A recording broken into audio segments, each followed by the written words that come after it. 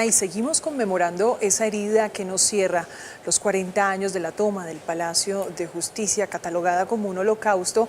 Y justamente aquí en nuestro estudio con nuestra compañera Estefanía Maldonado, quien ha estado muy atenta pues, de contarnos ese momento doloroso, pero también de compartirnos esos momentos, Estefanía, que se viven en la capital colombiana para conmemorar este día tan triste y tan oscuro para la historia colombiana. Y también tenemos una publicación con un invitado especial. Por favor, cuéntenos de qué se trata. Así es, Lina y Aníbal, nuevamente saludamos a los televidentes de Arriba Bogotá con esta entrega especial y para hablar un poco de lo que ha pasado durante estos 40 años, investigaciones y sobre todo este libro que tenemos acá que es de Intermedio 1985, Palacio de Justicia, las heridas abiertas del Holocausto. Tenemos aquí en el set a John Torres, quien es editor del periódico El Tiempo y quien estuvo también detrás de esta entrega. John, muy buenos días. Hola, Estefanía, y a todos los televidentes. En efecto, los 40 años del Palacio de Justicia hay que conmemorarlos, hay que recuperar la memoria. Eso fue una tragedia que no ha terminado todavía porque falta mucha justicia. Sigue habiendo 5 o 6 personas desaparecidas. Lo que ocurrió ese día, si el M-19 estuvo financiado o no por el narcotráfico, porque el presidente Belisario Betancur no asumió el mando. Toda la operación militar sin ningún tipo de control. ¿Por qué el M-19 entró matando gente como entró matando? ¿Qué era lo que realmente quería? Son preguntas que no están resueltas a pesar de que hay miles de páginas de investigaciones. Este libro que hicimos en la Casa Editorial El Tiempo es una de ellas, pero está parado sobre unas bases históricas de investigaciones. Todos los expedientes judiciales, lo que hizo la Comisión de la Verdad de la Corte Suprema de Justicia, que hay que mencionar ese informe, se llamaba el informe final, es el informe más completo y más objetivo de lo que ocurrió allí. Se quedó en 2010, que fue la fecha en la que lo entregaron. Aquí reunimos qué es lo que ha pasado después, pero también algunos archivos secretos de Estados Unidos sobre cómo se vivía ese momento. Pero sin duda, esta es una de las tragedias abiertas de la democracia colombiana. Son de esos grandes crímenes que siempre quedan abiertos, nadie sabe realmente qué pasó, como el magnicidio de Gaitán, el magnicidio de Gómez Hurtado, el magnicidio de Galán, o lo mencionaba en una columna hace poco, el magnicidio de los Kennedy en Estados Unidos. Son de esas heridas en la democracia que hay que intentar investigar. También sigue habiendo personas vivas que fueron responsables. No ha habido por parte del M-19, más allá de declaraciones en su época, el hecho de asumir la responsabilidad es muy importante y sobre todo de la persona que hoy está en la presidencia de la República, que estaba en el M-19, que no era un mando importante, no lo era, pero formaba parte de la Dirección Nacional. Gustavo Petro Rego tuvo 2 investigaciones, fue llamado 2 veces a juicio, de alguna manera fue protegido por los indultos que ocurrieron después del proceso de paz, que fue muy exitoso con el M-19, un proceso de paz que deriva en la Constituyente del 91 y que hay que proteger, por supuesto, pero lo que uno espera al final de todo es que haya verdad plena, y verdad plena no ha habido, ni por parte del M-19, ni por parte de los miembros de ese gobierno que dejaron que los militares hicieran, y mucho menos por parte de los militares que tomaron decisiones que al final constituyeron crímenes de guerra. Acá ustedes plantean algunas de esas preguntas con respuestas precisamente con la investigación que realizaron y esos documentos inéditos, pero hay varias preguntas que en este momento continúan haciéndose y usted mencionaba algo muy importante y es la participación del narcotráfico, porque en 1985 vivíamos un momento muy tenso, no solamente por el M-19, sino por otros grupos armados y el narcotráfico liderado por Pablo Escobar.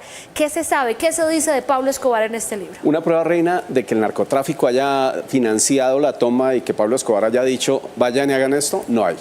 Pero hay cosas que son indicios claves en las investigaciones judiciales. En el momento, 1985, quien quería destruir la Corte Suprema, porque la Corte Suprema había protegido la extradición, era el capo del cartel de Medellín, Pablo Escobar. Amenazaba a diario a los magistrados de 2 salas, sala constitucional y sala penal de la Corte Suprema. El último fin de semana, por ejemplo, Manuel Gaona Cruz, uno de los magistrados asesinados, recibió la última carta, una carta en blanco, una hoja en blanco con un escapulario de muchas que le había mandado Pablo Escobar. Su familia estaba muy atemorizada, como lo estaban los magistrados, y claramente Pablo Escobar quería desaparecer a la Corte Suprema, quería amenazar al país. El día que se toman el Palacio, hoy hace 40 años, la Sala Constitucional estaba debatiendo una nueva demanda contra la extradición. La ponencia de Manuel Gaona Cruz era favorable a mantener la extradición. Son demasiadas coincidencias. Si el M-19 no estuvo financiado por el narcotráfico, finalmente le hizo un favor al narcotráfico porque acabó con la Corte Suprema que estaba protegiendo la extradición. Pero hay más cosas. Iván Marín Ospina, que fue jefe del M-19 hasta unos meses antes, se reunió con Pablo Escobar varias veces. La gente del M-19, yo hablé con muchos, el presidente Petro también lo ha dicho, dice no, estaban intentando frenar la matanza que hacía el cartel de Medellín contra miembros del M-19, porque el M-19 en 1981 había secuestrado a la hermana de los Ochoa, Marta Nieves Ochoa, y se creó en ese momento algo que se llamó Muerte a Secuestradores, uno de los grupos paramilitares, y estaban literalmente cazando a los miembros del M-19 en Medellín. Ellos dicen, ojo, que esos contactos solamente eran para eso. Pero hay otros indicios. Probablemente, dice Popeye, jefe de sicarios de Escobar ya muerto, que el capo dio $2 millones, pero que la muerte de Iván Marino Ospina pudo haber embolatado esa plata. Realmente una prueba reina no hay, pero hay muchos indicios, y en el libro, por ejemplo, contamos algo muy importante, Estefanía. Jaime Bateman Cayón, fundador del M-19, era un tipo cercano a narcos. El primer gran expediente en Estados Unidos por narcotráfico pasando por Cuba está muy amarrado al M-19, a un contacto de Jaime Bateman, un señor Guillot Lara que murió en Cuba, refugiado. Y allí documentamos cómo esos contactos del M-19 con el narcotráfico eran muy cercanos. En los 80 la guerrilla que tenía más nexos con los narcos, que hablaba con los narcos, no podemos decir que fuera una guerrilla narcotraficante ni mucho menos, pero los utilizaba, era el M-19. Entonces no podemos pensar que el M-19 se separó completamente de Escobar en ese momento. No puede pensar uno, por ejemplo, que si Pablo Escobar estaba intentando golpear a la Corte Suprema de Justicia, acabar con la extradición, no estuviera enterado de que se iban a tomar el Palacio de Justicia, mucho más porque había salido además en todos los medios, sino porque tenía contactos con los jefes del M-19. Entonces, si no hubo financiación, como ya lo dije, pues finalmente fue funcional la toma a los intereses del narcotráfico, y esa es una responsabilidad histórica. Muchas preguntas que responder, y yo quiero llevar a la última que ustedes hacen acá en el libro. ¿Qué responsabilidad tuvieron los altos mandos militares?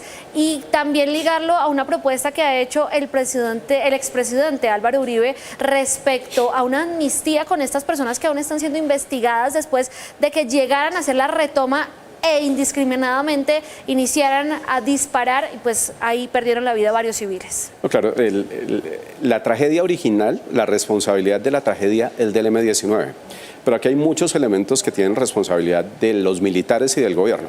El Palacio de Justicia, a pesar de que era la corte más amenazada, la Corte Suprema, y que había amenazas contra el Consejo de Estado, la seguridad del Palacio la retiran. Esto fue un miércoles, hace 40 años, y el sábado anterior retiraron la vigilancia policial que había. Esos policías habrían impedido la entrada del M-19. Hay una tesis muy importante, la llaman la tesis de la ratonera, y lo que creen muchos es que los militares sabían que la toma venía, que dejaron desprotegido el Palacio de Justicia, y la intención era arrasar con el M-19. ¿Qué pasó?